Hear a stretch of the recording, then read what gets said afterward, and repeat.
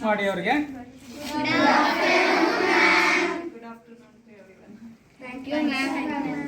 Okay, ಈಗ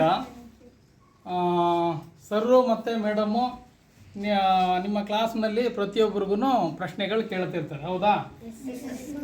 ಈಗ ನಾನು ಪ್ರಶ್ನೆ ಕೇಳೋದ್ರ ಮೂಲಕನೇ ಸ್ಟಾರ್ಟ್ ಮಾಡ್ತೀನಿ. ಪೋಸ್ಟ್ ಆಫೀಸ್ ಅಂದರೆ ನಿಮ್ಗೆ ಏನು ಗೊತ್ತು?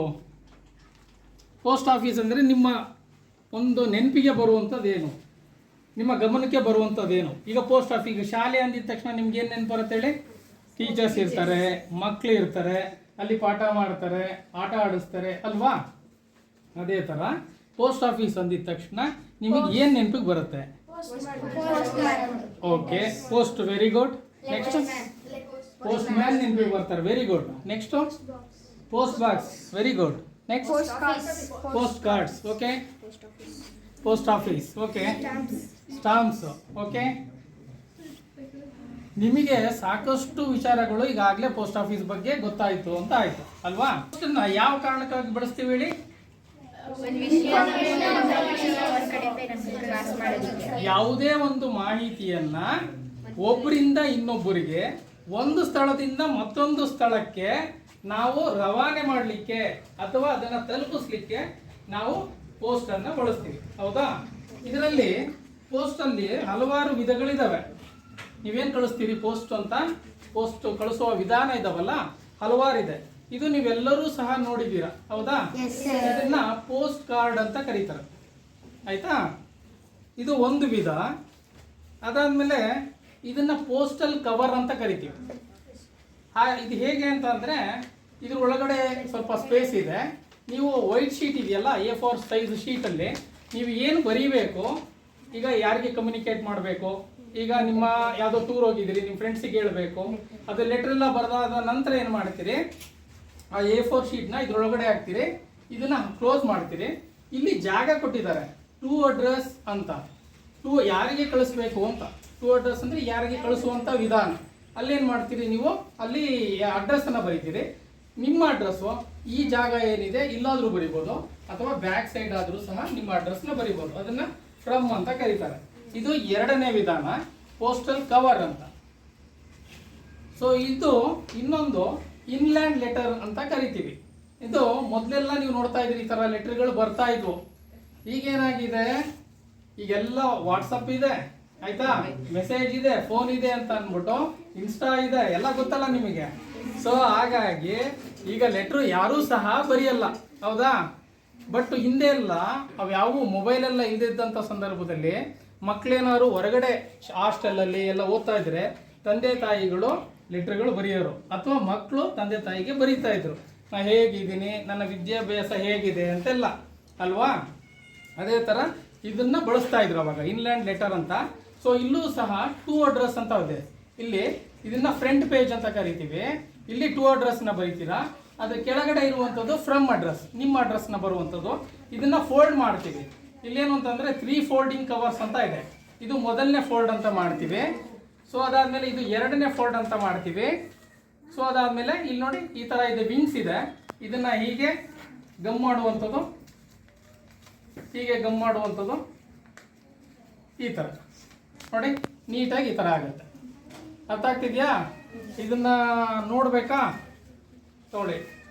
ನೋಡಿ ಹಾಗೆ ಮತ್ತೆ ನನಗೆ ವಾಪಸ್ ಕೊಡಿ, ಪಾಸ್ ಮಾಡ್ಕೊಳ್ಳಿ, ಎಲ್ಲ ನೋಡಿ ವಾಪಸ್ ಕೊಡಿ. ಒಮ್ಮೆ ಹಾಗೆ ವಾಪಸ್ ಕೊಡಿ. ಯಾಕೆಂದರೆ ಇಲ್ಲಿ ಎಷ್ಟು ಅಂತ ನಾನು ತಗೊಂಡಿಲ್ಲ ಕೌಂಟಿಗೆ, ಹಾಗಾಗಿ ವಾಪಸ್ ಕೊಡಿ. ಹಾಗೆ ಎಲ್ಲ ನೋಡ್ಬಿಟ್ಟು ವಾಪಸ್ ಕೊಡಿ.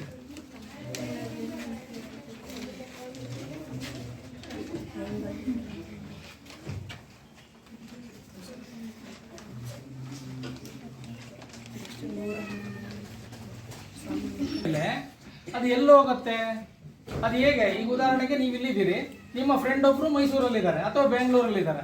ಈಗ ನೀವು ಇಲ್ಲಿ ಲೆಟ್ರ್ ಬರೆದ್ರಿ, ಇದನ್ನ ಬರೆದಾದ್ಮೇಲೆ ಇದನ್ನ ಏನ್ ಮಾಡಬೇಕು? ಮತ್ತೆ ಪೋಸ್ಟ್ ಮ್ಯಾನ್ ಬಂದು ಅದನ್ನ ಕಲೆಕ್ಟ್ ಮಾಡಿ ನೆಕ್ಸ್ಟ್ ಕಳಿಸ್ತಾರೆ. ಅದನ್ನ ಓಕೆ, ಅಲ್ಲಿ ಕಳಿಸಿದ್ಮೇಲೆ ಅಲ್ಲಿ ಪೋಸ್ಟ್ ಬಾಕ್ಸ್ ಹಾಕ್ತಾರೆ, ಇನ್ನೊಬ್ರು ತಗೊಂಡೋಗಿ ಅದನ್ನ ಡಿಸ್ಟ್ರಿಬ್ಯೂಟ್ ಮಾಡ್ತಾರೆ ಇನ್ನೊಬ್ರು post man, district post. Very good, ಅದು ಬೇಕು, ಆಯ್ತಾ? ಇಲ್ಲಿ ಕಮ್ಯುನಿಕೇಶನ್ ಬರೆದಿದ್ದಾರೆ ಅಂತ ಇಟ್ಕೊಳ್ಳಿ, ಡ್ರಾಯಿಂಗ್ ಬಂದು ಕಮ್ಯುನಿಕೇಶನ್ ಏನೋ ಬರೆದಿದ್ದಾರೆ, ಇದು ಅಡ್ರೆಸ್ ಇದೆ. ಸೊ ಇದನ್ನ ನೀವು ಪೋಸ್ಟ್ ಬಾಕ್ಸಿಗೆ ತಗೊಬಂದು ಹಾಕ್ತೀರ ಅಲ್ವಾ. ತಗೊಬಂದು ಹಾಕಿದ್ಮೇಲೆ ಇದು ನಿಮ್ಮ ಸ್ನೇಹಿತರಿಗೆ ಅಥವಾ ನಿಮ್ಮ ಮನೆಯವರಿಗೆ ಫ್ಯಾಮಿಲಿಗೆ ಹೇಗೆ ಹೋಗುತ್ತೆ ಅನ್ನುವಂಥದ್ದು. ಇದನ್ನ ತಗೊಬಂದು ನೀವು ಅಲ್ಲಿ ಹೊರಗಡೆ ನೀವು ಎಂಟ್ರಿ ಆಗ್ಬೇಕಾದ್ರೆ ಪೋಸ್ಟ್ ಬಾಕ್ಸ್ ನೋಡಿದ್ರಿ ಅಲ್ವಾ, ಅಲ್ಲಿಗೆ ಹಾಕಿರ್ತೀರಿ. ಅದಾದ್ಮೇಲೆ ಇಲ್ಲಿರುವಂತಹ ಪೋಸ್ಟಲ್ ಸ್ಟಾಫ್ ಅಂತ ಏನಿರ್ತಾರೆ ಸಿಬ್ಬಂದಿಗಳು ಅದಕ್ಕೆ ಕಾಲಾವಕಾಶ ಇರುತ್ತೆ. ಕಾಲಾವಕಾಶ ಅಂದ್ರೆ ಬೆಳಿಗ್ಗೆ ಒಂದ್ಸತಿ ತೆಗೆಯುವಂಥದ್ದು ಮತ್ತೆ ಮಧ್ಯಾಹ್ನ ಒಂದ್ಸತಿ ತೆಗೆಯುವಂಥದ್ದು. ನೀವು ಇನ್ನು ಯಾವುದೇ ಸಂದರ್ಭದಲ್ಲಿ ಪೋಸ್ಟ್ ಆಫೀಸ್ ಅಥವಾ ಅಂಚೆ ಬಾಕ್ಸ್ನ ನೋಡಿದ್ರೆ ಅಲ್ಲಿ ಒಂದು ಸ್ವಲ್ಪ ಓದಿ ಒಂದು ಪಿನ್ ಕೋಡ್ ಕೊಟ್ಟಿರ್ತಾರೆ. ಅದಾದ್ಮೇಲೆ ಅದು ಕ್ಲಿಯರೆನ್ಸ್ ಟೈಮ್ ಅಂತ ಕೊಟ್ಟಿರ್ತಾರೆ. ಅಲ್ಲಿ ಕ್ಲಿಯರೆನ್ಸ್ ಟೈಮ್ ಅಂದ್ರೆ ಯಾವ ಸಂದರ್ಭದಲ್ಲಿ ನೀವು ಹಾಕದಂತ ಲೆಟರ್ನ ನಾವು ಕ್ಲಿಯರ್ ಮಾಡ್ತೀವಿ, ತಗೋತೀವಿ, ಅದನ್ನ ಕಳಿಸ್ತೀವಿ ಅನ್ನೋದಕ್ಕೆ ಕ್ಲಿಯರೆನ್ಸ್ ಲೆಟರ್ ಅಂತ ಕರಿತೀವಿ ನಾವು ಅದನ್ನ. ಹಾಗಾಗಿ ಅದನ್ನ ಕ್ಲಿಯರೆನ್ಸ್ ಟೈಮಿಂಗ್ಸ್ ಅಂತ ಕರಿತೀವಿ. ಸೊ ಇದನ್ನ ನೀವು ಹಾಕಿದ್ರಿ ಅಂತ ಇಟ್ಕೊಂಡ್ರೆ ಅದನ್ನ ನಮ್ಮ ಅಂಚೆ ಸಿಬ್ಬಂದಿ ಏನ್ ಮಾಡ್ತಾರೆ, ಅದನ್ನ ತಗೋಬರ್ತಾರೆ. ಅಲ್ಲಿಂದ ತಗೋಬಂದ್ಮೇಲೆ ಇಲ್ಲಿ ಒಳಗಡೆ ಏನ್ ಮಾಡ್ತಾರೆ, ಸೊ ಇಲ್ಲಿ ಈ ತರ ಒಂದು ಟೇಬಲ್ ಇರುತ್ತೆ. ಈಗ ನೀವು ನೋಡ್ತಿದ್ದೀರಲ್ಲ, ಇದು ಒಂಥರ ಟೇಬಲ್ ಇರುತ್ತೆ. ಇಲ್ಲಿ ಒಂದು ಸೀಲ್ ಇರುತ್ತೆ. ಡೇಸ್ ಕಾಣ್ತಿದ್ಯಾ ಇಲ್ಲ, ಒಳಗೆ ಎತ್ತಿಟ್ಟು ಅಂತ ಡೇಟ್ ಸ್ಟಾಂಪ್ ಅಂತ ಕರಿತೀವಿ. ಅಂದ್ರೆ ಅವತ್ತಿನ ದಿನವಂತದ್ದು. ಆಮೇಲೆ ಈ ಡೇಟ್ ಸ್ಟಾಂಪು ನಮ್ಮ ಇಡೀ ಇಂಡಿಯಾದಲ್ಲಿ ಬೇರೆ ಹೊರಗಿನವ್ರಿಗೆ ಯಾರಿಗೂ ಸಿಗಲ್ಲ, ಯಾರೂ ತಯಾರಿಸಕ್ಕಾಗಲ್ಲ. ಇದನ್ನ ಸೆಕ್ಯೂರಿಟಿ ಪ್ರೆಸ್ ಅಂತ ಏನು ನಾವು ಹೇಳ್ತೀವಿ RBI ತರ, ಆ ತರ ನಮ್ಮ ಡಿಪಾರ್ಟ್ಮೆಂಟ್ ಅಲ್ಲಿ ನಾಸಿಕ್ ಅಂತ ಬರುತ್ತೆ, ಅಲ್ಲೇ ಇದನ್ನ ಮಾಡುವಂಥದ್ದು. ಹೊರಗಡೆ ಎಲ್ಲೂ ಯಾರಿಗೂ ಸಿಗಲ್ಲ. ಈ ತರ ಟ್ರೈ ಮಾಡಿದ್ರು ಇದನ್ನ ರೆಡಿ ಆಗಲ್ಲ, ಅಂದ್ರೆ ಕಾಪಿ ಮಾಡೋಕ್ಕಾಗಲ್ಲ, ಫೋರ್ಜರಿ ಮಾಡೋಕ್ಕಾಗಲ್ಲ.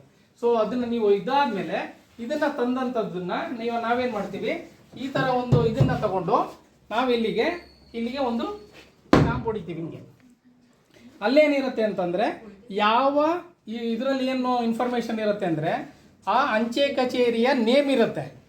ಅದಾದ ಮೇಲೆ ಅಲ್ಲಿ ದಿನಾಂಕ ಇರುತ್ತೆ, ಯಾವ ದಿನಾಂಕದಲ್ಲಿ ನೀವು ಹಾಕಿದ್ರಿ ಅಂತ. ಇದು ರೌಂಡಲ್ಲಿ ಇರುವಂಥದ್ದು ಅಂಚೆ ಕಚೇರಿ. ಉದಾಹರಣೆಗೆ ಇದು ಸೋಸಲೆ ಅಂಚೆ ಕಚೇರಿ ನಂಜನಗೂಡು ಡಿವಿಷನ್ಗೆ ಸೇರೋವಂಥದ್ದು.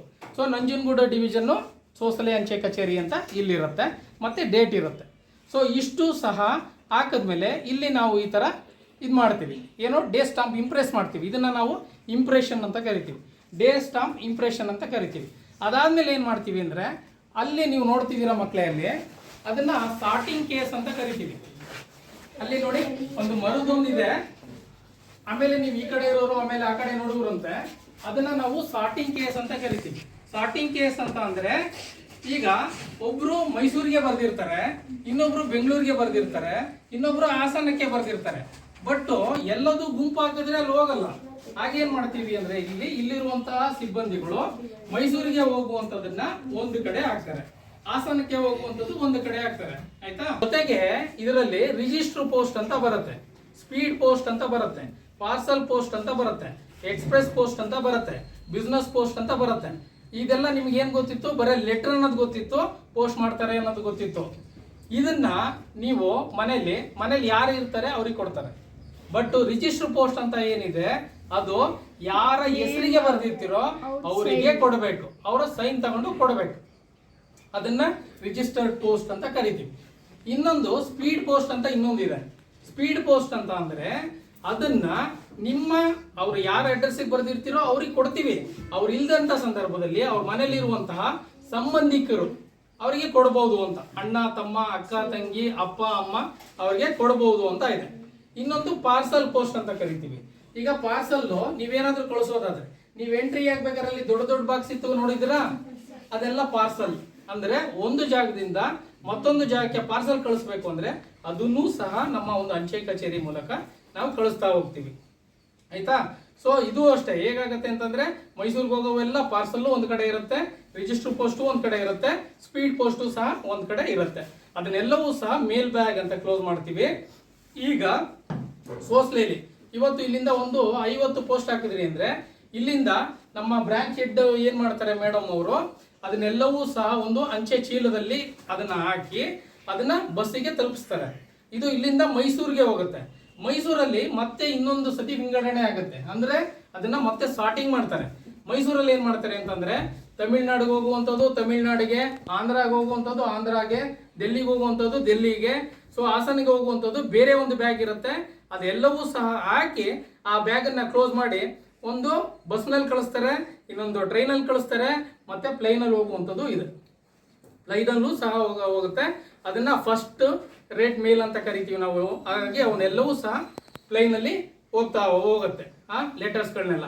ಈ ತರ ಪೋಸ್ಟಲ್ಗೆ ಸಂಬಂಧಪಟ್ಟಂತೆ ನೀವೇನು ಮಾಹಿತಿಗಳನ್ನ ಇದು ಮಾಡ್ತೀರಿ ಒಂದು ಕಡೆಯಿಂದ ಮತ್ತೊಂದು ಕಡೆಗೆ, ಈ ತರ ವಿಧಾನಗಳಲ್ಲಿ ಅದು ಹೋಗುತ್ತೆ. ಅದಾದ ಮೇಲೆ ಏನಾಗುತ್ತೆ, ಈಗ ನೀವು ಇಲ್ಲಿಂದ ಕಳಿಸಿದ್ದೀರಿ ಸೋಸಲೆಯಿಂದ, ನಿಮ್ಮ ಫ್ರೆಂಡ್ ಯಾರೋ ಮೈಸೂರಲ್ಲಿ JP ನಗರದಲ್ಲಿ ಯಾರೋ ಇದ್ದಾರೆ ಅಂತಂದ್ರೆ ಅಲ್ಲೇನ್ ಮಾಡ್ತಾರೆ, ಅಲ್ಲಿರುವಂತಹ ಪೋಸ್ಟ್ ಅವರು JP ನಗರ ಅಂಚೆ ಕಚೇರಿಗೆ ಒಂದು ಬ್ಯಾಗ್ ಅನ್ನ ಕ್ಲೋಸ್ ಮಾಡಿ ಅಲ್ಲಿಗೆ ಕಳಿಸ್ತಾರೆ.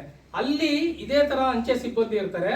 ಅವರು ಯಾವ ಏರಿಯಾ ಇರುತ್ತೆ ಅಂದ್ರೆ first class, second class, third class ಅಂತ ಇರುತ್ತಲ್ಲ, ಅಲ್ಲಿಗೆ ನಿಮಗೆ ಲೆಟರ್ ಕೊಡ್ಲಿಕ್ಕೆ ಬರ್ತಾರೆ. ಅವ್ರನ್ನ ನಾವು ಪೋಸ್ಟ್ ಮ್ಯಾನ್ ಅಂತ ಕರಿತೀವಿ. ನೋಡಿದಿರಲ್ವಾ, ಪೋಸ್ಟ್ ಮ್ಯಾನ್ ಎಲ್ಲ ಕಾಕಿ ಡ್ರೆಸ್ ಹಾಕಿರ್ತಾರೆ, ಟೋಪಿ ಹಾಕಿರ್ತಾರೆ, ಎಲ್ಲ ಗಾಡಿಲಿ ಬರ್ತಾರಲ್ವಾ. ಅವ್ರೇನ್ ಮಾಡ್ತಾರೆ, ನಿಮ್ಮ ಮನೆ ಅಡ್ರೆಸ್ಸಿಗೆ ಅದನ್ನ ಲೆಟರ್ನ ತಗೊಬಂದು ಕೊಡ್ತಾರೆ. ಹಾಗಾಗಿ ಇಲ್ಲಿ ನೀವು ಮಾಡಿದಂತ ಪೋಸ್ಟು ಅಲ್ಲಿಗೆ ಹೋಗಿ ತಲುಪಿ ವಿಚಾರ ಅಥವಾ ಏನು ನೀವು ಮಾಹಿತಿಯನ್ನ ಕೊಡಬೇಕು ಅನ್ಕೊಂಡಿದ್ದೀರಿ ಅದೆಲ್ಲವೂ ಸಹ ಅವರಿಗೆ ತಲುಪ್ತಾ ಹೋಗುತ್ತೆ. ಹೀಗೆ ಒಂದು ಕಡೆಯಿಂದ ಮತ್ತೊಂದು ಕಡೆಗೆ ಮಾಹಿತಿ ನಾವು ರವಾನೆ ಮಾಡ್ತೀವಿ ಅಂಚೆ ಕಚೇರಿ. ಅರ್ಥ ಆಗ್ತಿದ್ಯಾ? ಇದಕ್ಕೆ ಸಂಬಂಧಪಟ್ಟಂತೆ ಇಲ್ಲಿ ತೋರಿಸ್ತೀನಿ ನೋಡಿ. ಈ ತರ ಇದು ಲೆಟರ್ಗಳಿಗೆ ಬಂದರೆ ಹಾಕುವಂಥದ್ದು. ಇದು ಬೇರೆ ಬೇರೆ ಇರುತ್ತೆ. ಇದು ರೌಂಡ್ ಎಮೋ ಅಂತ ಕರಿತೀವಿ. ಈಗ ನಿಮ್ಮ ಮನೆಯಲ್ಲಿ ಅಜ್ಜಿ ತಾತ ಇದ್ರೆ ಅವ್ರಿಗೆ ಪೆನ್ಷನ್ ಬರುತ್ತಲ್ವಾ, ಪೆನ್ಷನ್ ಬರ್ಬೇಕಾದ್ರೆ ಮೊದಲು ಮನಿ ಆರ್ಡರ್ ಮೂಲಕ ಬರ್ತಾ ಇತ್ತು. ಅವಾಗ ಇದನ್ನ ಹಾಕಿ ಕಳಿಸ್ತೀವಿ.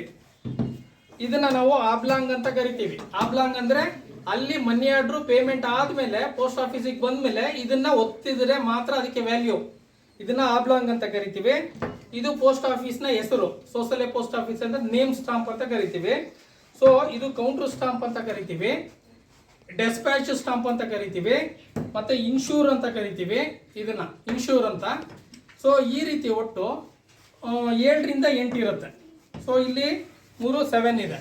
ಒಂದು ಅಂಚೆ ಕಚೇರಿಯಲ್ಲಿ 7 ರಿಂದ 8 ಡೇ ಸ್ಟಾಂಪ್ಗಳು ಇರುತ್ತೆ. ಆಯ್ತಾ? ವೆರಿನಸ್ ಪಾರ್ಸಲ್ ಅಂದ್ರೆ ಈಗ COD ಅಂತ ಕರಿತೀವಿ. COD ಅಂದ್ರೆ cash on delivery. Cash on delivery ಅಂದ್ರೆ ನಿಮ್ಗೆ ಅರ್ಥ ಆಗಲ್ಲ. ಫ್ಲಿಪ್ಕಾರ್ಟು, ಮೀಶೋ, ಆಮೇಲೆ ಅಮೆಝಾನ್ ಅಂತ ಹೇಳಿದ್ರೆ ನಿಮ್ಗೆ ಗೊತ್ತಾಗತ್ತೆ. ಈಗ ಅವ್ರು ತಗೊಂಡ್ಬಂದು ಕೊಟ್ಟಾಗ ನೀವು ದುಡ್ಡು ಕೊಡ್ತೀರಲ್ವಾ, that is called COD, cash on delivery. ಇನ್ನೊಂದು ಪ್ರೀಪೇಯ್ಡ್ ಅಂತ ಬರುತ್ತೆ. ನೀವು ಆಲ್ರೆಡಿ ಪೇ ಮಾಡ್ಬಿಟ್ಟಿರ್ತೀರಿ, ಅದಾದ್ಮೇಲೆ ಅವ್ರು ಪಾರ್ಸಲ್ ತಂದು ಕೊಟ್ಬಿಟ್ಟು ಹೋಗ್ತಾರೆ. ಇದರಲ್ಲಿ ನಮ್ಮಲ್ಲಿ 3 ತರ ಇರುತ್ತೆ. ಒಂದು normal parcel, express parcel, speed parcel. Yes, ನೀವು ಮನಿ ಆರ್ಡರ್ನು ಈಗ ಪಾರ್ಸಲ್ ಪೋಸ್ಟ್ ಬಗ್ಗೆ ಕೇಳಿದ್ರಿ. ಮನಿ ಟ್ರಾನ್ಸ್ಫರ್ ಮಾಡೋದು ಹೇಗೆ?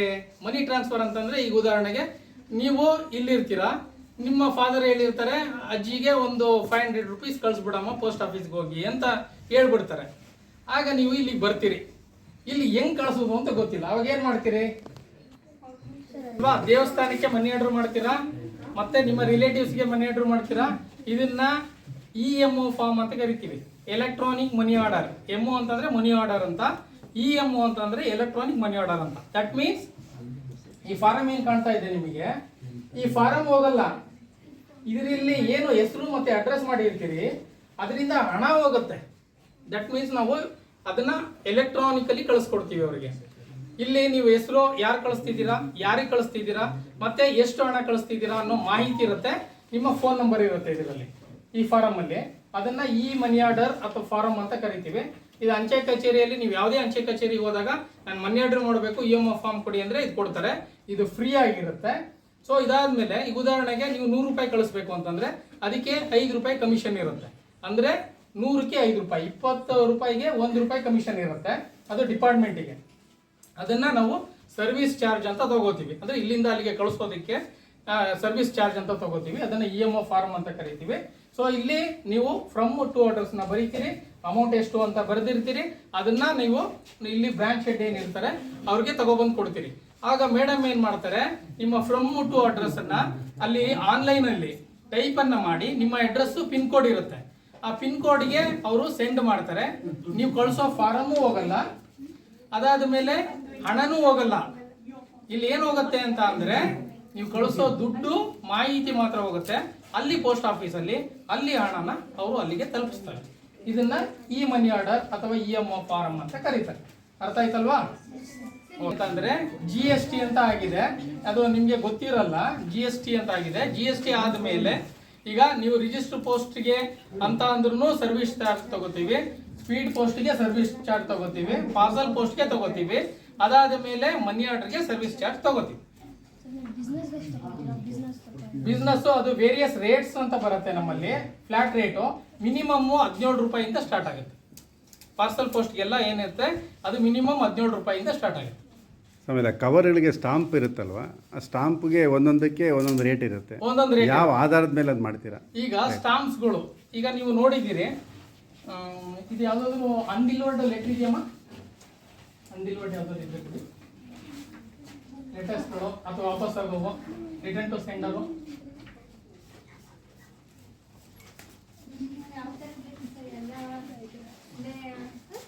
ಒಂದೆರಡು ಆ ಥರ ಸ್ಟಾಂಪ್ ಇರೋದಿದ್ರೆ ಅದು ಒಂದೆರಡು. ನೋಡ್ಕೊಳ್ಳಿ ಮಕ್ಕಳ. ಈಗ ಇದು ನೋಡಿ, ಈ ಥರ ಲೆಟ್ರ್ ಕಳಿಸಿದ್ದಾರೆ. ಹಿಂದೆ ಸ್ಟಾಂಪ್ ಅಂಟಿಸಿಲ್ಲ, ಬಟ್ ಇದನ್ನ ಫ್ರ್ಯಾಂಕಿಂಗ್ ಅಂತ ಕರಿತೀವಿ. ಫ್ರ್ಯಾಂಕಿಂಗ್ ಮಾಡಿದ್ದಾರೆ. ಫ್ರ್ಯಾಂಕಿಂಗ್ ಅಂತಂದ್ರೆ ಕೆಲವೊಂದು ಮಿಷಿನ್ ಇರುತ್ತೆ, ಮಿಷಿನ್ಗೆ ಈ ಲೆಟರ್ನ ಹಾಕಿದ್ರೆ ಅದು ಸ್ಟಾಂಪ್ ರೇಟನ್ನು ಫಿಕ್ಸ್ ಮಾಡುತ್ತೆ, ಪ್ರಿಂಟ್ ಮಾಡುತ್ತೆ. ಅದನ್ನು ಫ್ರ್ಯಾಂಕಿಂಗ್ ಅಂತ ಕರಿತೀವಿ. ಸೊ ಹಾಗಾಗಿ ಫ್ರ್ಯಾಂಕಿಂಗ್ ಮಾಡಿರ್ತಾರೆ. ಸೊ ಇಲ್ಲಿ ನೀವು ಸ್ಟಾಂಪ್ಸ್ಗಳು ನೋಡಿದಂಥ ಸಂದರ್ಭದಲ್ಲಿ ಮೊದಲು ಏನಿರ್ತಿತ್ತು, 1 ರೂಪಾಯಿ ಇರ್ತಾ ಇತ್ತು, 2 ರೂಪೀಸ್ ಇರ್ತಿತ್ತು, 3 ರೂಪೀಸ್ ಇದೆ, 4 ರೂಪೀಸ್ ಇದೆ, 5 ರೂಪೀಸ್ ಇದೆ ಸ್ಟಾಂಪ್ಸ್ಗಳು. ಸ್ಟಾಂಪ್ಸ್ಗಳು ನೀವೆಲ್ಲ ಸಾಮಾನ್ಯವಾಗಿ ನೋಡಿರ್ತೀರಲ್ವಾ, ಅದರ ಸ್ಟಾಂಪ್ಸ್ಗಳಿದೆ. 5 ರೂಪೀಸ್, 10, 20 ಇಲ್ಲಿ ತನಕ ಸ್ಟಾಂಪ್ಸ್ಗಳಿರುತ್ತೆ. ಇದ್ರ ಬದಲು ಇದಿಲ್ಲ ಅಂತಂದ್ರೆ, ಫ್ರ್ಯಾಂಕ್ ಮಾಡಲಿಲ್ಲ ಅಂದರೆ ಅದನ್ನು ಸ್ಟಾಂಪನ್ನು ನೀವು ಅಲ್ಲಿ ಅಂಟಿಸ್ತಾರೆ. ಇಲ್ಲಿ ನೋಡಿರ್ತೀರಲ್ಲ, ಆ ಥರ ಸ್ಟಾಂಪನ್ನು ಪೇಸ್ಟ್ ಮಾಡ್ತಾರೆ. ಅದನ್ನು ನಾವು ಸ್ಟಾಂಪ್ ಅಫಿಕ್ಸಿಂಗ್ ಅಂತ ಕರಿತೀವಿ. ಆ ಲೆಟರ್ಗಳಿಗೆ ಸ್ಟಾಂಪನ್ನು ಅಂಟಿಸುವಂಥದ್ದು. ಆದರೆ ಇದು 20 ಗ್ರಾಮಿಗೆ ಅದನ್ನು 5 ರೂಪಾಯಿ ಅಂಟಿಸ್ಬೇಕು ನಾರ್ಮಲ್ ಪೋಸ್ಟ್ ಆದರೆ. 40 ಗ್ರಾಮ್ ಇತ್ತು ಅಂತಂದರೆ 10 ರೂಪಾಯಿಯನ್ನು ಹಾಕಬೇಕಾಗುತ್ತೆ. ಆಯ್ತಾ? ಇದೆಯಾ?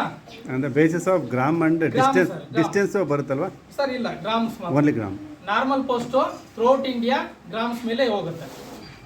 ಡಿಸ್ಟೆನ್ಸ್ ಯಾವ್ದ್ರ ಮೇಲೆ ಹೋಗುತ್ತೆ ಅಂತಂದ್ರೆ ಸ್ಪೀಡ್ ಪೋಸ್ಟು ಮತ್ತೆ parcel post. Speed post, parcel post. Stamp ಹಂಚದೆ ಕವರ್ ಹಾಕ್ಬಿಟ್ರೆ ಏನಾಗುತ್ತೆ? ಸ್ಟಾಂಪು ಹಾಕಲ್ಲ ನೀವು. ಈಗ ಉದಾಹರಣೆಗೆ ಇದು ಲೆಟರ್ ಅನ್ಕೊಳ್ಳಿ, ಅದು ಮೇಡಮ್ ಕೊಟ್ಬಿಡಪ್ಪ, ಅದೆಲ್ಲ ಕೊಟ್ಬಿಡಿ ಮೇಡಮ್. ಎಲ್ಲ ಯಾರು ಇದು ಮಾಡ್ಬಿಟ್ರಪ್ಪ. ಒಂದು ಲೆಟ್ರು ಕಳಿಸ್ತೀರಾ. ಈಗ ನೀವೇನ್ ಮಾಡಿರ್ತೀರಿ, ಒಂದು ಲೆಟ್ರ್ ಬರೆದಿರ್ತೀರಿ, ಅದನ್ನ ಪೋಸ್ಟ್ ಮಾಡ್ಬಿಡ್ತೀರಿ, ಅದಕ್ಕೆ ಸ್ಟಾಂಪ್ ಹಾಕಿರಲ್ಲ. ಸೊ ಆಗೇನಾಗುತ್ತೆ, ಅದನ್ನ ನಾವೇನಂತ ಕರಿತೀವಿ ಅಂತಂದ್ರೆ ಇನ್ಸಫಿಷಿಯೆಂಟ್ ಪೇಯ್ಡ್ ಅಂತ. ಅಂದ್ರೆ ಅದಕ್ಕೆ ಹಾಕಬೇಕಾದಂತ ವ್ಯಾಲ್ಯೂ ಅಥವಾ ಮೌಲ್ಯದ ಸ್ಟಾಂಪನ್ನು ನೀವು ಹಾಕಿಲ್ಲ. ಅದನ್ನ ನಾವೇನಂತ ಕರಿತೀವಿ, ಡಿಫಿಷಿಯನ್ಸಿ ಅಂತ ಕರಿತೀವಿ. ಡಿಫಿಷಿಯನ್ಸಿ ಅಂದ್ರೆ ಈಗ ಉದಾಹರಣೆಗೆ ಒಂದು ಪೋಸ್ಟ್ ಕಳಿಸ್ಬೇಕು, ನೀವು ಸ್ಟಾಂಪ್ ಹಾಕ್ಬೇಕಾಗಿತ್ತು, 5 ರೂಪಾಯಿ ಹಾಕ್ಬೇಕಾಗಿತ್ತು, ಅದು 20 ಗ್ರಾಮ್ ಇತ್ತು, ಅದು ನೀವೇನಾದ್ರೂ ಕಳಿಸ್ಲಿಲ್ಲ. ಅಡ್ರೆಸ್ಸಿಗೆ ಹೋಗುತ್ತೆ, ಆದರೆ ಹಾಗೆ ಕೊಡಲ್ಲ. ನಾವೇನ್ ಮಾಡ್ತೀವಿ, ಅದನ್ನ ಫೈನ್ ಆಗಿ ಕಟ್ಸ್ಕೊತೀವಿ. ಫೈನ್ ಇನ್ ದ ಸೆನ್ಸ್, ನೀವು 5 ರೂಪಾಯಿ ಸ್ಟಾಂಪ್ ಹಾಕ್ಬೇಕಾಗಿತ್ತು, ನಿಮ್ಮ ಶಾಲೆಯಲ್ಲಿ ಫೈನ್ ಹಾಕ್ತಾರಲ್ವಾ, ಡಬಲ್ ದಿ ಡಿಫಿಷಿಯನ್ಸಿ ಅಂತ. ಅಂದ್ರೆ ಇಲ್ಲಿ 5 ರೂಪಾಯಿ ಹಾಕೋದನ್ನ 10 ರೂಪಾಯಿ ಕಲೆಕ್ಟ್ ಮಾಡಿ 10 ರೂಪಾಯಿ ಸ್ಟಾಂಪ್ ಹಾಕಿ ಇಲ್ಲಿ ಮತ್ತೆ ನಾವು ಡೇ ಸ್ಟಾಂಪ್ ಅನ್ನ ಹೊಡಿತೀವಿ. ಅದನ್ನ ನಾವು ಕರಿತೀವಿ ಇನ್ಸಫಿಷಿಯೆಂಟ್ ಪೇಯ್ಡ್. ಅದನ್ನ ಕರಿತೀವಿ. ರಿಸೀವ್ ಹತ್ರ ಇಸ್ಕೋತೀರಿ, ರಿಸೀವರ್ ಹತ್ರ. ಡೇ ಸ್ಟಾಂಪ್ ಇದೆಯಲ್ಲ, ಅದು ದಿನ ಡೇಸ್ ಚೇಂಜ್ ಆಗ್ತಿರ್ತದೆ, ಅದರ white every day date change ಆಗುತ್ತೆ. ಈಗ ಡೇಟ್ ಈಗ ಎವ್ರಿ ಡೇ, ಇವತ್ತು 3ನೇ ತಾರೀಕು, ನಾಳೆ 4ನೇ ತಾರೀಕು ಅಂದ್ರೆ 4ನೇ ತಾರೀಕು ಡೇಟ್ ಚೇಂಜ್ ಆಗುತ್ತೆ. ಚೇಂಜ್ ಮಾಡ್ತಾರೆ ಇಲ್ಲಿ ಆ ಸ್ಟಾಫ್ ಏನಿದ್ದಾರೆ ಅವರು ಚೇಂಜ್ ಮಾಡ್ತಾರೆ. ಸ್ಟಾಂಪ್ ಅಲ್ಲಿ ಹೆಂಗ್ ಚೇಂಜ್ ಆಗುತ್ತೆ? ಸ್ಟಾಂಪ್ ಅಲ್ಲಿ ಅಂತಂದ್ರೆ ಅದ್ರಲ್ಲೂ ಸಣ್ಣ ಸಣ್ಣ ಮೊಳೆಗಳು ಬರುತ್ತೆ. ಆ ಮೊಳೆಗಳನ್ನ ನಾವು ಅಲ್ಲಿ ನಮ್ಮಲ್ಲಿ ಸಪ್ಲೈ ಆಗಿರುತ್ತೆ, ಹಾಗಾಗಿ ಅದನ್ನ ಚೇಂಜ್ ಮಾಡ್ತೀವಿ. ಈಗ ಉದಾಹರಣೆಗೆ 4, ಅದಾದ್ಮೇಲೆ 7 ಮಂತು, ಮತ್ತೆ ಇಯರ್ 25, ಆ ಥರ ಬೇರೆ ಬೇರೆ ಮೊಳೆಗಳಿರುತ್ತೆ. ಸೊ ಈ ಥರ ರಿಮೂವ್ ಮಾಡ್ತೀವಿ.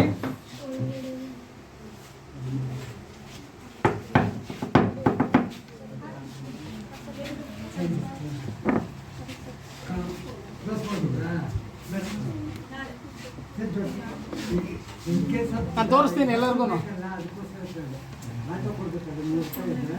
ನಾನು ನಿಮಗೆ ಎಲ್ಲರಿಗೂ ತೋರಿಸ್ತೀನಿ, ನೋಡ್ಕೊಳ್ಳಿ. ಇಲ್ಲಿ ಈ ಥರ ಇರುತ್ತೆ, ಇದು ಖಾಲಿ ಏನೂ ಇರಲ್ಲ, ಈ ಥರ ಖಾಲಿ ಇರುತ್ತೆ. ಇದನ್ನ ಡೇ ಸ್ಟಾಂಪ್ ಅಂತ ಕರಿತೀವಿ. ಇಲ್ಲಿರುವಂತಹ ಚಿಕ್ಕ ಚಿಕ್ಕ ಇದು ಇದೆಯಲ್ಲ, ಇದನ್ನ ನಾವು ನೈಲ್ಸ್ ಅಂತ ಕರಿತೀವಿ. ಸೊ ಇದನ್ನ ನಮಗೆ ಡಿಪಾರ್ಟ್ಮೆಂಟಿಂದ ಕೊಟ್ಟಿರ್ತಾರೆ, ಮತ್ತು ಇದು ಸಹ ಬೇರೆ ಎಲ್ಲೂ ಸಿಗಲ್ಲ. ನಾವು ಎಷ್ಟೇ ದುಡ್ಡು ಕೊಡ್ತೀನಿ ಇದ್ರೂ ಸಿಗಲ್ಲ. ಇದನ್ನ ಏನು ಮಾಡ್ತೀವಿ, ಆ ಇದ್ರೊಳಗಡೆ ನಾವು ಇನ್ಸರ್ಟ್ ಮಾಡ್ತೀವಿ.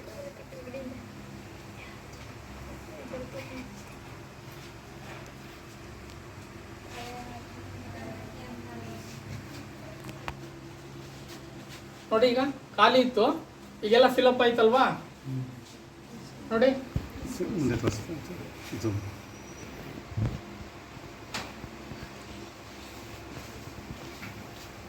ಸೊ ಈಗ ಇದನ್ನ ಅಲ್ಲಿರುವಂತಹ ಮೊಳೆಗಳನ್ನ ಇನ್ಸರ್ಟ್ ಮಾಡ್ತೀವಿ. ಇನ್ಸರ್ಟ್ ಮಾಡಾದ್ಮೇಲೆ ಇದನ್ನ ಹೀಗೆ ಹಾಕಿ ಕ್ಲೋಸ್ ಮಾಡ್ತೀವಿ. ಕ್ಲೋಸ್ ಮಾಡಿದ್ಮೇಲೆ this is ready for stamping. ಎಲ್ಲರೂ ಕೇಳಿಸ್ಕೋಬೇಕು, ಏನು question sir cash on delivery parcel ಬರ್ತೀವಿ ಒಟ್ನಲ್ಲಿ ಅವರು ಮನಿ ಕೊಟ್ಟಿಲ್ಲ, ಆವಾಗ ಏನು ಮಾಡ್ತೀವಿ? ಮನಿ ಕೊಡ್ಲಿಲ್ಲ ಅಂತ ಅಂದಾಗ ಈಗ ನೀವು COD ಮಾಡಿರ್ತೀರಿ. ಈಗ ಒಂದು ಪಾರ್ಸಲ್ ಬಂದಿರುತ್ತೆ, COD ಮಾಡಿರ್ತೀರಿ. ಅವ್ರು ದುಡ್ಡು ಕೊಡ್ಲಿಲ್ಲ ಅಂದ್ರೆ ಯಾರು ವಾಪಸ್ಸು ಅದನ್ನ ಕಳಿಸಿರ್ತಾರೆ ಅವ್ರಿಗೆ ವಾಪಸ್ಸನ್ನ ಕೊಡ್ತೀವಿ. ಸೊ ಇನ್ನೊಂದು ಪ್ರಶ್ನೆ ಮುಗಿಸೋಣ. ಹಾಂ ಸರ್. ಇವತ್ತಿನ ಬ್ಯಾಂಕ್ಗೆ ಈಕ್ವಲೆಂಟ್ ಆಗಿ ಪೋಸ್ಟ್ ಆಫೀಸ್ ಕೆಲಸ ಮಾಡ್ತಿದೆ. ಹೌದು. What is the difference between banking and post office? ಈಗ ಸರ್ ಒಂದು ತುಂಬ ಒಳ್ಳೆ ಕ್ವಶನ್ ಕೇಳಿದ್ರು. ಈಗ ನೀವು ಅಂಚೆ ಕಚೇರಿಯಲ್ಲಿ ಈ ಥರ ಎಲ್ಲ ಸೌಲಭ್ಯಗಳಿದೆ ಅಂತ ಹೇಳಿದ್ರಿ. ಹಾಗಾದರೆ ನಾವು ಬ್ಯಾಂಕು ಅಂತ ನೋಡಿದ್ದೀವಿ, ಬ್ಯಾಂಕ್ಗೂ ಮತ್ತು ಅಂಚೆ ಕಚೇರಿಗೂ ಹೇಗೆ ವ್ಯತ್ಯಾಸ, ಹೇಗೆ ನೀವು ಅವ್ರಿಗಿಂತ ವಿಭಿನ್ನವಾಗಿದ್ದೀರಿ ಅಂತ ಹೇಳ್ತಾರೆ. ಏನು ಅಂತಂದರೆ ಇದು ತುಂಬ ಸಿಂಪಲ್ಲು. ಈಗ ಇವತ್ತಿನ ದಿನ ಬ್ಯಾಂಕಿಗೆ ನಮ್ಮ ಅಂಚೆ ಕಚೇರಿಯಲ್ಲಿ ಸರಿಸಮಾನವಾಗಿ ನಾವು ಅವರಿಗೆ ಕಾಂಪಿಟೇಷನ್ ಕೊಟ್ಕೊಂಡು ಕೆಲಸ ಮಾಡ್ತಾ ಇದ್ದೀವಿ. ಈಗ ನಾನು ನಿಮಗೆ ಬರೀ ಅಂಚೆ ಅಥವಾ ಪೋಸ್ಟ್ ಬಗ್ಗೆ ಮಾತ್ರ ಹೇಳಿದೆ. ಇಲ್ಲಿರುವಂಥ ಉಳಿತಾಯ ಖಾತೆಗಳ ಬಗ್ಗೆ ನಿಮ್ಗೆ ಹೇಳಲಿಲ್ಲ, ಮತ್ತು ಅದನ್ನು ಠೇವಣಿ ಡಬಲ್ ಆಗುವಂಥದ್ದು ಹೇಳಲಿಲ್ಲ. ಸೊ ಇದನ್ನು ನಿಮಗೆ ಡೌಟ್ಸ್ ಇದ್ದರೆ ಕ್ಲಿಯರ್ ಮಾಡಿಕೊಂಡು ಮುಂದೆ ಹೋಗೋಣ ಅಂದ್ಕೊಂಡೆ. ನಮ್ಮ ಅಂಚೆ ಕಚೇರಿಯಲ್ಲಿ ಏನೆಲ್ಲ ಸೌಲಭ್ಯಗಳಿದ್ದಾವೆ ಉಳಿತಾಯ ಮಾಡಲಿಕ್ಕೆ, ಎಸ್ಪೆಷಲಿ ಒಂದು SB ಅಂತ ಇದೆ, ಸೇವಿಂಗ್ ಬ್ಯಾಂಕ್ ಅಂತ ಇದೆ, RD ಅಂತ ಇದೆ, ರೆಕರಿಂಗ್ ಡೆಪಾಸಿಟ್ ಅಥವಾ ಆವರ್ತನ ಖಾತೆ ಅಂತ ಕರಿತೀರಿ. ಅದಾದಮೇಲೆ MIS ಅಂತ ಇದೆ. MIS ಅಂದರೆ ಮಂತ್ಲಿ ಇನ್ಕಮ್ ಸ್ಕೀಮ್ ಅಂತ ಕರಿತೀವಿ, ಅಂದರೆ ತಿಂಗಳ ಕೇಳುವಂಥದ್ದು. ಆಮೇಲೆ ಪ್ರಶ್ನೆ ಕೇಳ್ತೀನಿ, ಉತ್ತರ ಹೇಳ್ಬೇಕಾಗತ್ತೆ, ಹೊರಗಡೆ ಹೋಗ್ತಾ ಇರೋರು. ಹಾಗಾಗಿ MIS ಅಂತ ಇದೆ. ಅದಾದಮೇಲೆ PPF ಅಂತ ಇದೆ, ಪಬ್ಲಿಕ್ ಪ್ರಾವಿಡೆಂಟ್ ಫಂಡ್ ಅಂತ ಇದೆ. ಅದಾದಮೇಲೆ SCSS senior citizen saving scheme ಅಂತ ಇದೆ. ಅದಾದಮೇಲೆ ನಿಮ್ಗೆಲ್ಲರಿಗೂ ಚೆನ್ನಾಗಿ ಗೊತ್ತಿರೋ ಥರ ಹೆಣ್ಮಕ್ಳಿಗೆ SSA ಸುಕನ್ಯಾ ಸಮೃದ್ಧಿ ಅಂತ ನೀವೆಲ್ಲ ಕೇಳಿದಿರಲ್ವಾ. 10 ವರ್ಷದ ಒಳಗಡೆ ಇರುವಂಥವ್ರು ಎಲ್ಲರೂ ನಿಮ್ಮ ಮನೆಯಲ್ಲಿ ನಿಮ್ಮ ಅಪ್ಪ ಅಮ್ಮ ನಿಮಗೆ ಅಕೌಂಟ್ ಮಾಡಿಸಿರ್ತಾರೆ, ಸುಕನ್ಯಾ ಸಮೃದ್ಧಿ ಅಕೌಂಟ್ ಅಂತ. ಅದು ಸಹ ಅಂಚೆ ಕಚೇರಿಯಲ್ಲೇ ಇರುವಂಥದ್ದು. ಭಾಗ್ಯಲಕ್ಷ್ಮಿ ಬಾಂಡ್, ಭಾಗ್ಯಲಕ್ಷ್ಮಿ ಬಾಂಡ್ ಅಂತ ಈಗ ಇಲ್ಲ. ಭಾಗ್ಯಲಕ್ಷ್ಮಿ ಬಾಂಡ್ ಅನ್ನ ಕನ್ವರ್ಟ್ ಮಾಡಿ ಸುಕನ್ಯಾ ಸಮೃದ್ಧಿ ಅಂತ ಈಗ ಪೋಸ್ಟ್ ಆಫೀಸಲ್ಲೇ ನಿಮ್ಗೆ ಹಣ ಕೊಡುವಂಥದ್ದು. ಭಾಗ್ಯಲಕ್ಷ್ಮಿ ಬಾಂಡ್ ಇಲ್ಲ ಇಲ್ಲಿ. ಹಾಗಾಗಿ ಸುಕನ್ಯಾ ಸಮೃದ್ಧಿ SSA ಅಂತ ಕರೀತಾರೆ ಅಲ್ಲಿ. ಸೊ ಈ ತರ ಬೇರೆ ಬೇರೆ ಅಕೌಂಟ್ಸ್ಗಳಿದೆ. NSC ಅಂತ ಇದೆ, ನ್ಯಾಷನಲ್ ಸೇವಿಂಗ್ ಸರ್ಟಿಫಿಕೇಟ್ ಅಂತ ಇದೆ, KVP ಕಿಸಾನ್ ವಿಕಾಸ್ ಪತ್ರ ಅಂತ ಇದೆ. ಅದರಲ್ಲಿ ಹೇಗೆ ಅಂದರೆ 1 ಲಕ್ಷ ಇಟ್ಟರೆ 2 ಲಕ್ಷ ಡಬಲ್ ಆಗುತ್ತೆ, 9 ವರ್ಷ 8 ತಿಂಗಳಿಗೆ ಅದು ಡಬಲ್ ಆಗುತ್ತೆ. ಮತ್ತೆ RD ಅಕೌಂಟ್ ಅಂತ ಬರುತ್ತೆ, ತಿಂಗಳ ನಿಮ್ಮಲ್ಲಿ ಉಳಿತಾಯ ಮಾಡಿ. ಈಗ ನಿಮಗೆ ನಿಮ್ಮ ಪಪ್ಪ ಮಮ್ಮಿ ಎಲ್ಲ ದುಡ್ಡು ಕೊಡ್ತಾರೆ, ಅದನ್ನ ನೀವು ಉಳಿತಾಯ ಮಾಡಬೇಕು ಅಂತ ಈಗಲಿಂದನೇ ಬೇಕಾದ್ರೆ ಕಲಿಬಹುದು. ಏನು ಅಂತಂದ್ರೆ ಎಲ್ಲರೂ ಸಹ ಒಂದು 50 ರೂಪಾಯಿ, ಒಂದು ತಿಂಗಳಿಗೆ 50 ರೂಪಾಯಿ. ಈಗ ನಿಮಗೆ ಪಾಕೆಟ್ ಮನಿ ಏನು ಕೊಡ್ತಾರೆ ಅದು 50 ರೂಪಾಯಿ ಉಳಿಸಿ ಇಲ್ಲಿ ಬೇಕಾದ್ರೆ ಒಂದು ಅಕೌಂಟ್ ಓಪನ್ ಮಾಡ್ಬೋದು. ಇಷ್ಟೆಲ್ಲ ನಾನು ನಿಮಗೆ ಕರ್ಕೊಬಂದು ಯಾಕೆ ಹೇಳ್ತಾ ಇದ್ದೀನಿ ಅಂತ ಅಂದ್ರೆ, ಸರ್ರು ಇಲ್ಲಿದ್ದಾರೆ, ನೀವೆಲ್ಲರೂ ಬಂದು 10 ವರ್ಷದಿಂದ ಮೇಲ್ಪಟ್ಟು ನೀವೆಲ್ಲರೂ ಸಹ ಅಕೌಂಟ್ ಮಾಡ್ಬೋದು ಇಂಡಿಪೆಂಡೆಂಟ್ ಆಗಿ. ನೆಕ್ಸ್ಟ್ ನೀವೆಲ್ಲರೂ ಬಂದು ಒಂದೊಂದು ಅಕೌಂಟ್ನ ಮಾಡಬೇಕು. ಇಲ್ಲಿ ಬ್ರಾಂಚ್ ಹೆಡ್ ಮೇಡಮ್ಗೆ ಕೊಡಬೇಕು, ಆಯ್ತಾ? ಬರೀ ತಿಂಗಳಿಗೆ 50 ರೂಪಾಯಿ ಮಾತ್ರ ಕಟ್ಟಿ ಸಾಕು. ಕಟ್ಬೋದಾ 50 ರೂಪಾಯಿ? ಇಲ್ಲ ಸರ್, ನಾವು ಪಾನಿಪುರಿ ತಿನ್ಬೇಕು, ಅಲ್ಲಿ ಸ್ನ್ಯಾಕ್ಸ್ ತಿನ್ಬೇಕು ಅಲ್ವಾ, ಗೋಬಿ ತಿನ್ಬೇಕು. ಈಗ ನಿಮಗೆ ಅಂದ್ರೆ ಈಗಲಿಂದ ನಿಮಗೆ ಉಳಿತಾಯ ಮಾಡೋದು ಹೇಗೆ ಅನ್ನೋದು ಗೊತ್ತಾಗುತ್ತೆ. ಈಗ ಮನೇಲಿ ಈಗ ನಾನು ಒಂದು RD ಅಕೌಂಟ್ ಮಾಡ್ತೀನಿ ಅಂದ್ರೆ ಪಪ್ಪ ಮಮ್ಮಿ ಕೊಡದೇನೆ ಇರಲ್ಲ, ಕೊಡ್ತಾರೆ ತಾನೆ. ನೀವು ಇಲ್ಲಿ ಬಂದ್ರೆ ಮ್ಯಾಮ್ ಇರ್ತಾರೆ ಇಲ್ಲಿ, ಮ್ಯಾಮ್ ನಾನೊಂದು RD ಅಕೌಂಟ್ ಓಪನ್ ಮಾಡಬೇಕು ಅಂತಂದ್ರೆ ಅವರೆಲ್ಲ ನಿಮ್ಗೆ ಹೆಲ್ಪ್ ಮಾಡಿಕೊಡ್ತಾರೆ. ಬ್ಯಾಂಕ್ ತರಾನೇ ಕೆಲಸ ಮಾಡುತ್ತೆ. ಅದ್ರ ಮೂಲಕ ಈಗ ನಾವೇನ್ ಮಾಡ್ತಾ ಇದ್ದೀವಿ, ಲೋನ್ ಕೊಡೋ ಒಂದು ಪ್ರಯತ್ನವನ್ನ ಸ್ಟಾರ್ಟ್ ಮಾಡಿದೀವಿ. ಈಗ ನೆಕ್ಸ್ಟ್ ಅದೇ ತರ ಬ್ಯಾಂಕ್ ತರನೇ ನಾವು ಸಹ ಲೋನ್ ಎಲ್ಲ ಕೊಡ್ತೀವಿ. ಅದು ಬಿಟ್ರೆ ಬ್ಯಾಂಕಲ್ಲಿ ಇರುವಂತಹ ಸೇವೆಗಳಿಗಿಂತ, ಸರ್ವಿಸ್ಗಳಿಗಿಂತ ನಮ್ಮ ಅಂಚೆ ಕಚೇರಿಯಲ್ಲೇ ಅತಿ ಹೆಚ್ಚು ಸೇವೆಗಳಿರುವಂಥದ್ದು ನಮ್ಮ ಅಂಚೆ ಕಚೇರಿಯಲ್ಲಿ. ಬ್ಯಾಂಕ್ನವರು ಪೋಸ್ಟ್ ಕಳಿಸಲ್ಲ, ಬ್ಯಾಂಕ್ನವರು ಪಾರ್ಸಲ್ ಕಳಿಸಲ್ಲ, ಬ್ಯಾಂಕ್ನವರು ಸ್ಪೀಡ್ ಪೋಸ್ಟ್ ಕಳಿಸಲ್ಲ, ರಿಜಿಸ್ಟರ್ ಪೋಸ್ಟ್ ಕಳಿಸಲ್ಲ. ನಾವು ಉಳಿತಾಯ ಖಾತೆಗಳನ್ನ ಇದು ಮಾಡ್ಕೋತೀವಿ, ಆಯ್ತಾ, ಆರ್ ಡಿ ಖಾತೆಗಳನ್ನ ಮಾಡ್ತೀವಿ, ಸೇವಿಂಗ್ ಸರ್ಟಿಫಿಕೇಟ್ಸ್ಗಳನ್ನ ಕೊಡ್ತೀವಿ. ಹಾಗಾಗಿ ಎಲ್ಲ ವ್ಯವಸ್ಥೆ ಬ್ಯಾಂಕಿಗಿಂತ ಇಲ್ಲೇ ಅತಿ ಹೆಚ್ಚು ಇರುವಂಥದ್ದು. ಹಾಗಾಗಿ ಅಂಚೆ ಕಚೇರಿಯಲ್ಲಿ ಸಾಕಷ್ಟು ಸೌಲಭ್ಯಗಳು ಇದೆ ಅಂತ ಹೇಳ್ತೀವಿ. ಇಲ್ಲಿ ನೀವು ಅಂಚೆ ಕಚೇರಿಯಲ್ಲಿ ಇರುವಂತಹ ಹೂಡಿಕೆ ಮಾಡುವಂತಹ ಯಾವುದೇ ಹಣ ಇರ್ಬೋದು, ಉಳಿತಾಯದ ಹಣಗಳಿರ್ಬೋದು, ಇದಕ್ಕೆ ರಾಷ್ಟ್ರಪತಿಯವರು ಅದಕ್ಕೆ ಬದ್ಧತೆಯಾಗಿರ್ತಾರೆ, ಅವರು ಗ್ಯಾರಂಟಿ ಆಗಿರ್ತಾರೆ. ಅವರ ಹೆಸರಿನಲ್ಲಿ ಎಲ್ಲ ಪ್ರತಿಯೊಂದು ವ್ಯವಹಾರಗಳು ಅಂಚೆ ಕಚೇರಿಯಲ್ಲಿ ನಡೆಯುತ್ತೆ. ಎಲ್ರಿಗೂ ನಮಸ್ಕಾರ.